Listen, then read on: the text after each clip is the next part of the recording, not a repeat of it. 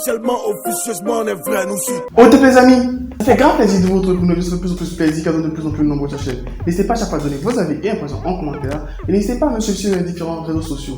Ça fait un moment que je suis parti et j'explique tout ça juste après le petit générique.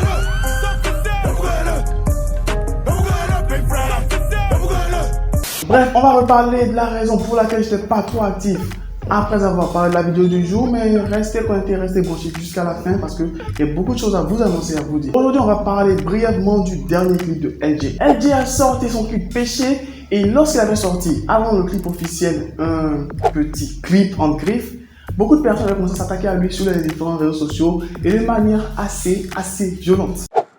Eh ben tu veux croquer la pomme, croquer la pomme, croquer la pomme.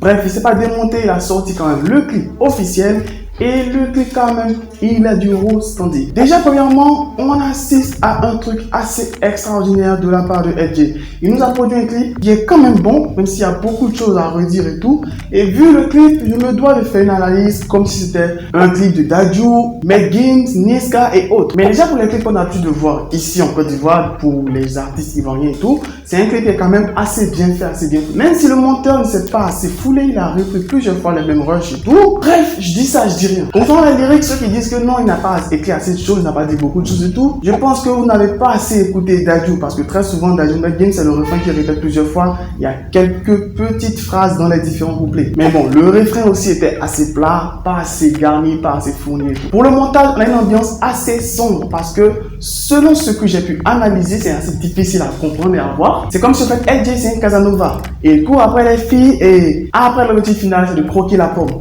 Bref, croquer la pomme, je vais pas te faire un dessin, tu sais de quoi ça parle, c'est assez Peggy 18 et tout. Et donc c'est un peu ce qui se passe à travers ce clip là. Ce qui est un peu déplorable concernant ce clip là, c'est le fait tout simplement qu'ils ont loué une maison et la maison était assez vide. La preuve en est que le matelas sur lequel LJ devait croquer la pomme, lorsque la fille l'a poussé, était obligé de mettre sa main pour ne pas se casser la tête parce que le matelas n'était pas épais. Donc ça se sent assez que la maison, le coin est assez vide et tout. Ils auraient pu louer une villa meublée pour pouvoir faire le clip. Mais bref, ils n'ont pas voulu dépenser trop d'oseille dans le budget, donc ça se sent facilement. Et par la suite, je pense que soit le scénariste n'a pas bien expliqué, soit le monteur est allé en freestyle. Parce que c'est difficile de pouvoir voir le début et la fin. Comme je l'ai dit, les rushs de début se retrouvent à la fin. Il n'y a pas de véritable transition pour savoir qu'on passe d'une pensée ou même pour dire quelques heures plus. Bref, ce genre de petits trucs assez banals qui sont assez anodins peuvent avoir beaucoup d'importance. Comme le dit Willem, chaque détail compte. Et là, les détails n'ont pas été assez poussés au maximum. Mais déjà avec ça, je pense que LJ va se lancer dans une nouvelle tournure de sa carrière. C'est-à-dire commencer à se pousser vers des morceaux assez doux, assez posés. Et comme il le dit, meilleur chanteur d'Afrique, même si ça paraît assez bizarre lorsqu'il le dit, son slogan à lui, tant mieux. Je pense que par la suite, on aura des clips assez poussés. Et je pense que là, c'est un côté assez expérimental. Il a voulu expérimenter ça pour voir ce que ça va donner. Par la suite, il va commencer à pousser le délire assez loin.